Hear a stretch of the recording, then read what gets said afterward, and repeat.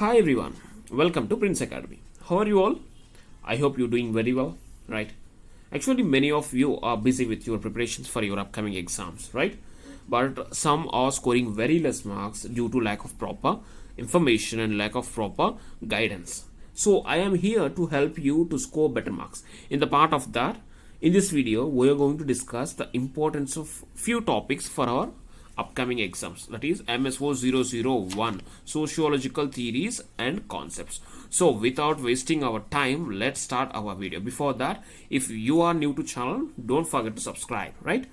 Let's start. First one, social theory and its context.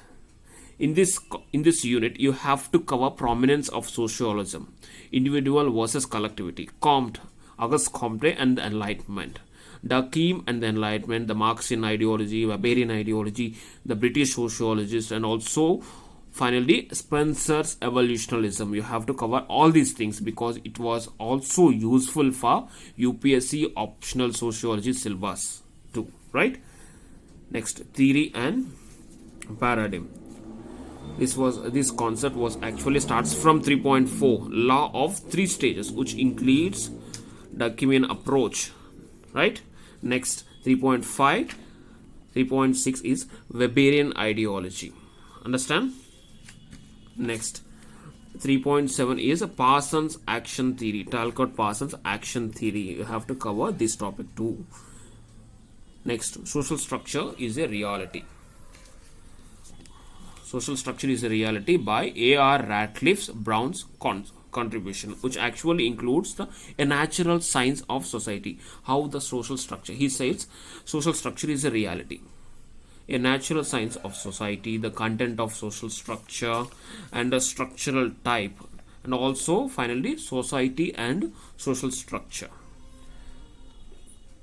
These are the contributions from A.R. Ratcliffe, right? Next, social structure refers to relations between groups from the contributions of Evans Pritchard mentioned in 5.4 from this unit.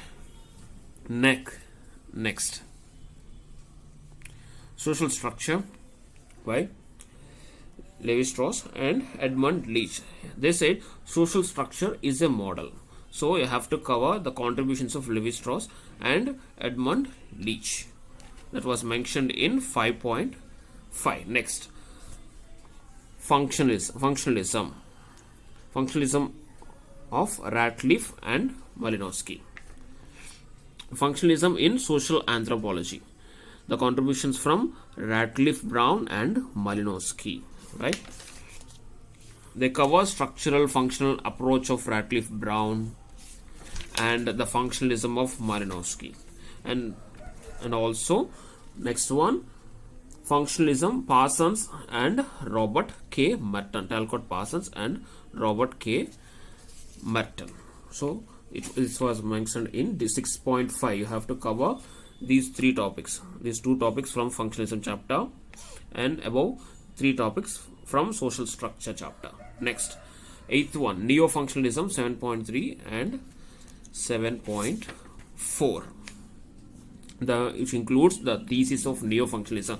That was how the neo-functionalism emerged in Germany, how it was emerged in United States of America, right?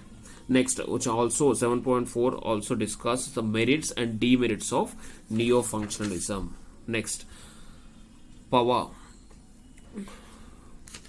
Weber and Parsons, Max Weber and Talcott Parsons, which they discuss about the tradition, bureaucracy, charisma, etc. right? From 10.5, and the AGIL concept by Talcott Parsons, adaptation, goal attainment, integration, latency, which discussed in 10.6. This is also very important for our UPSC optional syllabus too as well. So you have to read for Ignou purpose and also for UPSC purposes if you are interested to took UPSC exam, right? Next, power. Foucault's writings. Foucault's archaeological writings, Foucault's genealogical writings that you have to cover from 12.4, 12.5, and Foucault's writings on knowledge you have to cover from 31.6. That was from book 2. Next, alienation 17.3 and division of labor 17.4. Actually, alienation as a process. In 17.3, it was mentioned alienation as a process.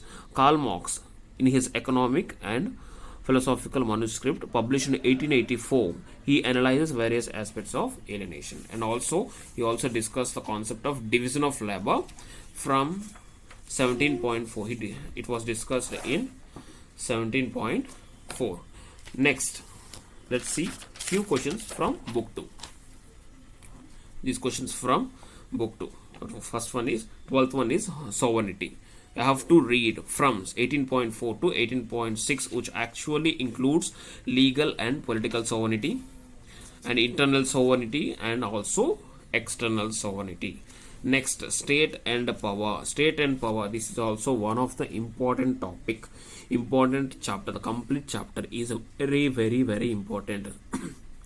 Marx and Weber along with Durkheim and Parsons discussed on state and power. So you have to cover this chapter. Next, Frederick Barth from 24.3. He discussed about ethnic groups and boundaries. Next, the last one is theories of class structure from 26.3, which actually discusses about the classical view by Aristotle, and the capitalism and social classes by Karl Marx, which includes Marx's perspective on social classes, and appraisal of Marx's perspective on class and class conflict in industrial society. Understand? And also class and status by Max Weber.